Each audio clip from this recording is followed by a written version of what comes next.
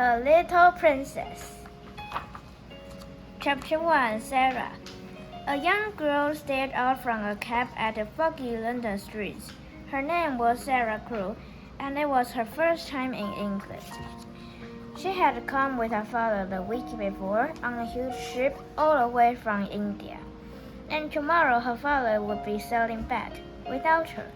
The cab stopped by a dull brick house. Outside was a large brass sign that read, Miss Minchin's Boarding School for Young Ladies.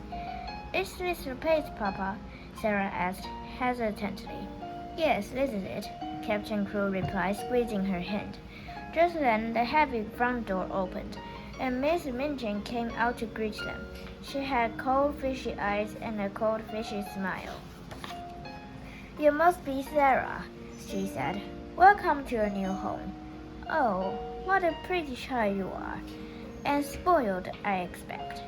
Behind Miss Minchin came Miss Amelia, her younger sister. Welcome, welcome, she said, bobbing up and down with a nervous courtesy. Sarah is to have everything she wants, said Captain Crewe. I want no expense spared. Of course, said Miss Minchin, a cold smile creeping over her lips. As our richest pupil, she'll have the prettiest bedroom, a pony and carriage, and her very own maid. Captain Crewe went with Sarah to her sitting room. I'm sure you'll be happy here, she said. You couldn't have stayed in India with me. The heat made you ill, and the schools are better here. I know, said Sarah, trying to be brave, but now the moment has come to say goodbye. It was even more awful than she had imagined. They hugged each other as if they would never let go. Chapter 2. Boarding School. When Sarah came down the next morning, everyone stared at her. All the girls had heard about that the new pupil was as rich as a princess. She's even got a French maid, whispered Jessie, one of the older pupils, and I saw her trunk. It's full of fur coats. Well, said Jessie's friend, Lavinia added spitefully. I heard Miss Minchin say her clothes were ridiculously grand for a child. Until Sarah arrived. Lavinia had been Miss Minchin's best-dressed pupil. Now Sarah would take her place. You go at the front, Sarah. The other girls soon adored Sarah. She held tea parties in a sitting room for the younger children, and let them play with her doll, Emily. In the evening, she made up stories of kings and queens and beautiful princesses. The others sat before her and listened, entranced. Sarah had been at Miss Minchin's school for 2 years when, one foggy afternoon, she came back to her room. She found someone asleep in her chair. Looking down, Sarah saw it was Becky, the scullery maid. Poor thing, she must be exhausted, thought Sarah. At that moment, Becky opened her eyes with a frightened gasp. Oh, miss, she stuttered. I beg your pardon. It was a warm fire and me being so tired. Don't worry, said Sarah, laughing. You couldn't help it. Becky stared at Sarah. She was used to being ordered about and scolded. She couldn't believe this girl was being kind to her.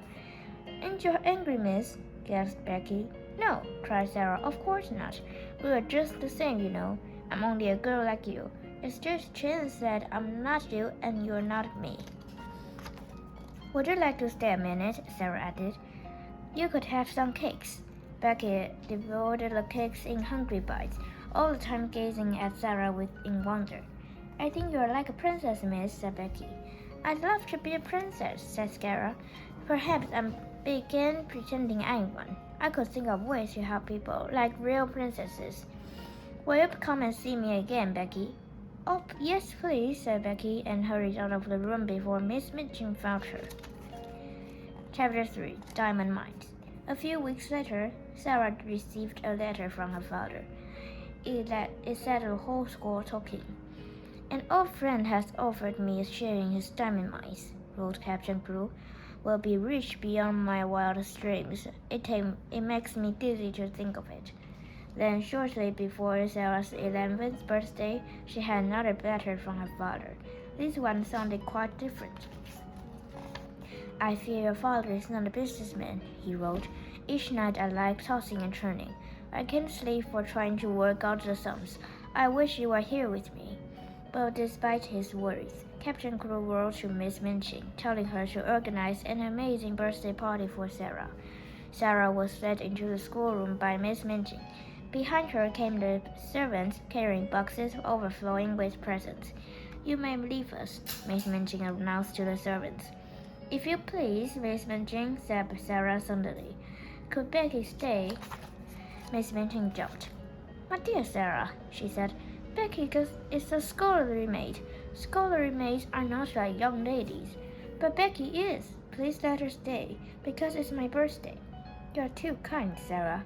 Becky, go and stand there, said Miss Minchin sharply, waving at the door. The instant Miss Minchin had swept out of the room, everyone rushed to see Sarah open her presents. There were books and hats, necklaces and tiaras, but best of all, there was a magnificent doll. Imagine if she could talk. You're always imagining things. A little while later, Miss Amelia popped her head around the schoolroom door. You are to go for tea, girls. Also, the visitor has arrived, and Miss Minchin wants to talk to him in here.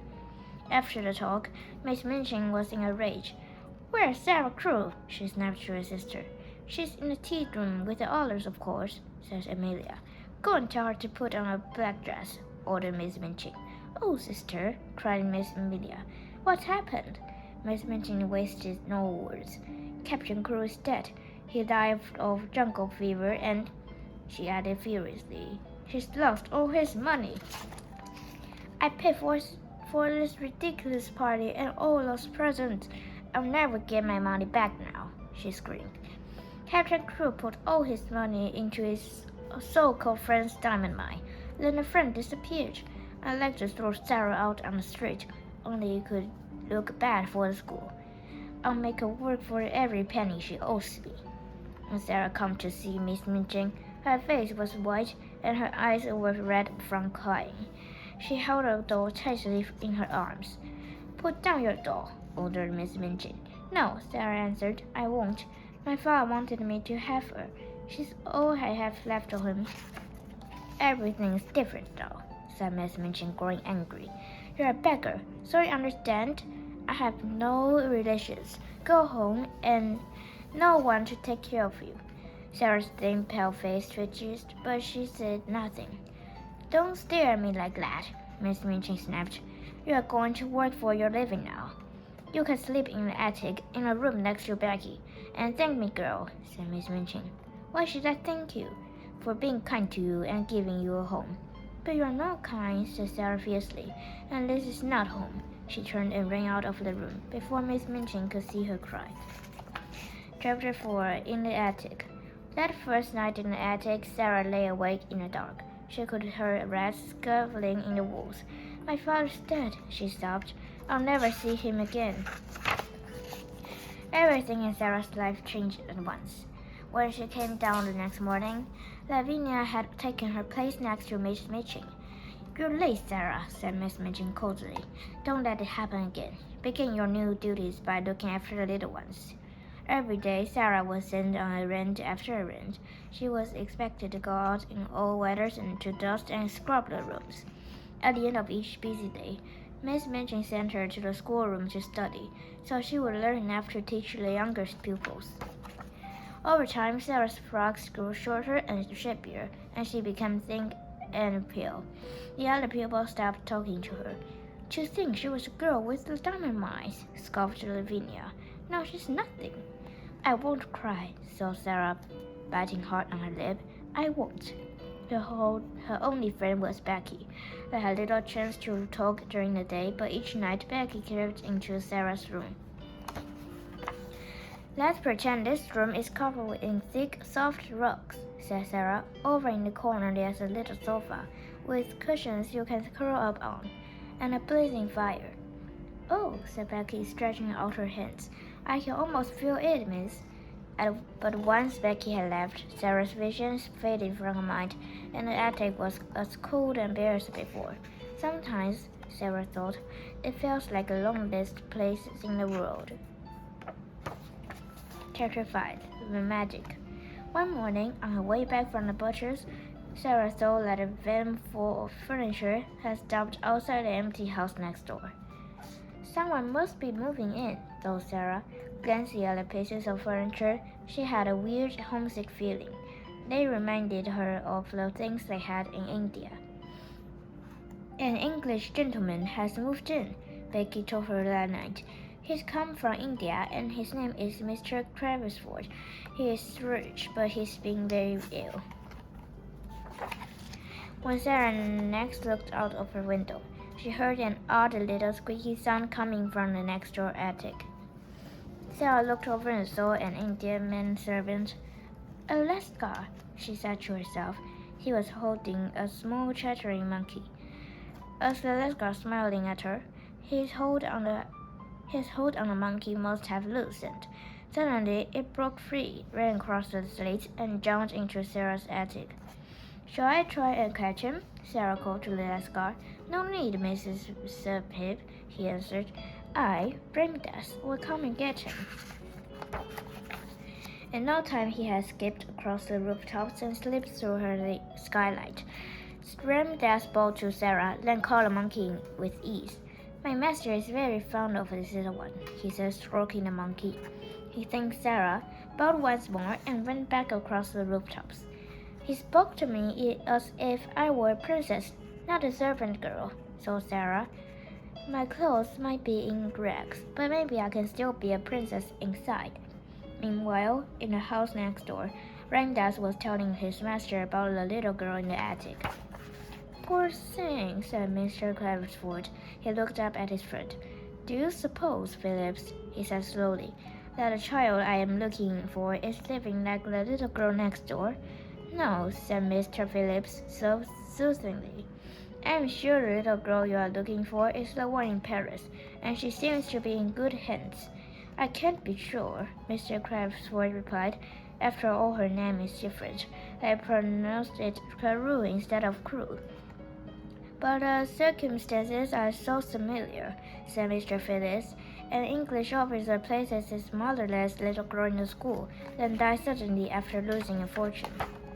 "You are sure the child was left in Paris?" Mr. Phillips went on. "I'm sure of nothing," said Mr. Carrisford. "When I met Ralph Crew in India, all we spoke of were the diamond mines. I must find his daughter. If she is penniless, then it's my fault. Crew died thinking I was a villain.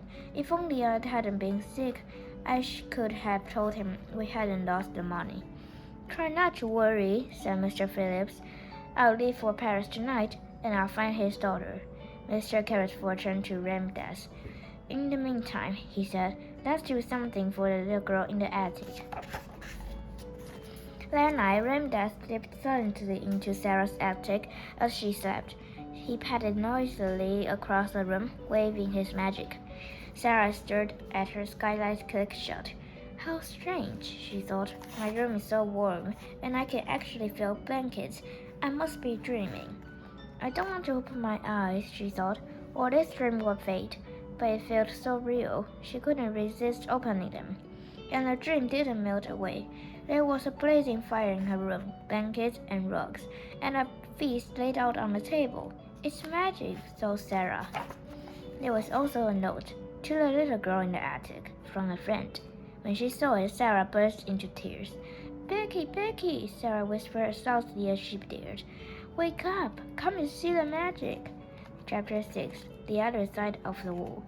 At the end of each long day, Becky and Sarah now climbed their attic stairs to find a fire blazing madly and a place piled high with food. Miss Minchin couldn't understand why Sarah and Becky were so cheerful. "Perhaps Sarah is a princess after all," suggested Miss Amelia. "How else could she hope so bravely?" "Don't be ridiculous," snapped Miss Minchin, but she hated seeing Sarah so happy. "She's looking almost well-fed." A few months later, just before Sarah went to work, she heard a scratching sound at the skylight. It had been snowing all night, and on the snow, crouched near the skylight, was a tiny, shivering figure.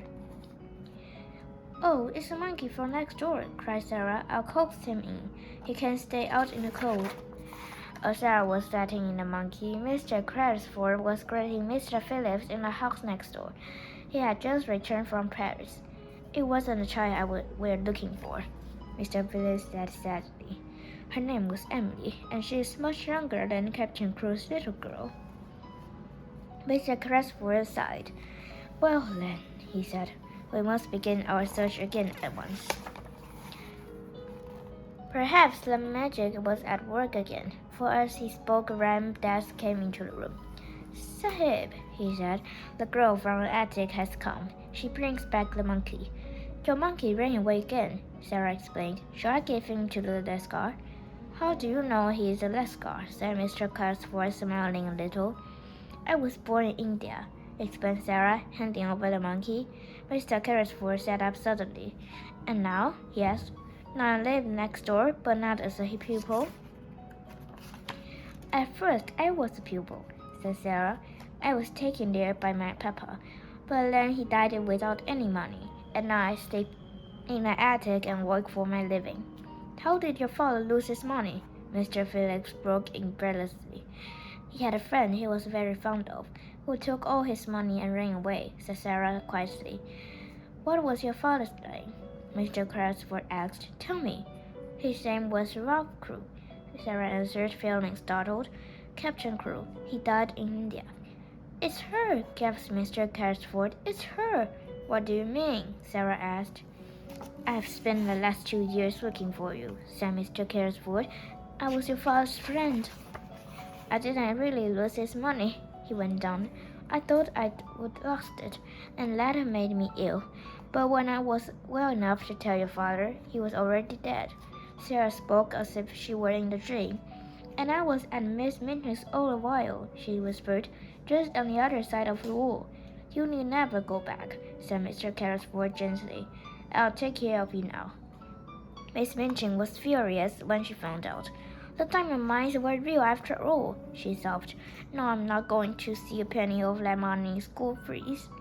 And Sarah's taking Becky with her. I don't deserve this when I think of all I did for that child. For the first time in her life, Miss Amelia spoke her mind to the sister. You don't deserve any of Sarah's money, he said. It's your fault for being a hard, selfish woman. Serves you right. Miss Vision gasped in shock, and from then on, she began to have a little more respect for her sister. The next day, Mr. Cransford took Sarah out into the garden. So, Sarah, he said, what are you going to do with your money? I'm going to help people, Sarah replied, just like a real princess.